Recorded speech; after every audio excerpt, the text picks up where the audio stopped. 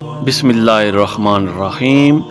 دین و اسلام چینل کے ناظرین، السلام علیکم ورحمۃ اللہ وبرکاتہ۔ صحیح بخاری کی حدیث نمبر 387 ہے۔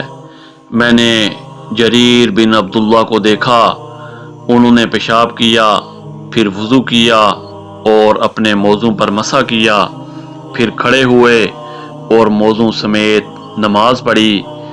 آپ سے جب اس متعلق پوچھا گیا تو فرمایا کہ میں نے نبی کریم صلی اللہ علیہ وسلم کو ایسا ہی کرتے دیکھا ہے۔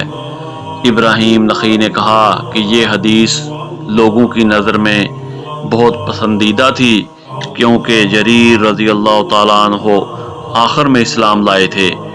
اسی طرح صحیح بخاری کی حدیث نمبر 388 ہے۔ میں نے نبی کریم صلی اللہ علیہ وسلم کو وضو کرایا، آپ نے اپنے موضوع پر مسح کیا اور نماز پڑھی۔ اسی طرح صحیح بخاری کی حدیث نمبر 399 ہے۔ انہوں نے ایک شخص کو دیکھا جو رکوع اور سجدہ پوری طرح نہیں کرتا تھا۔ جب اس نے اپنی نماز پوری کر لی تو حذیفہ رضی اللہ تعالیٰ عنہ نے فرمایا کہ تم نے نماز ہی نہیں پڑھی۔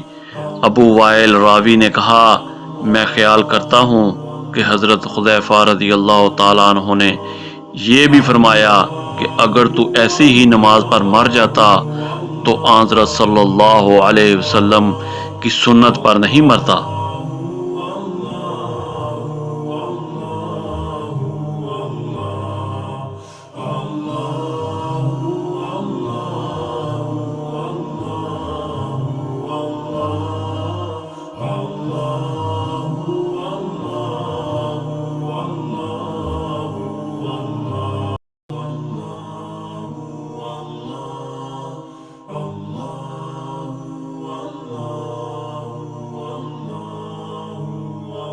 قرآن و حدیث کی تعلیمات کے لیے دین و اسلام چینل کو لائک اور سبسکرائب کریں۔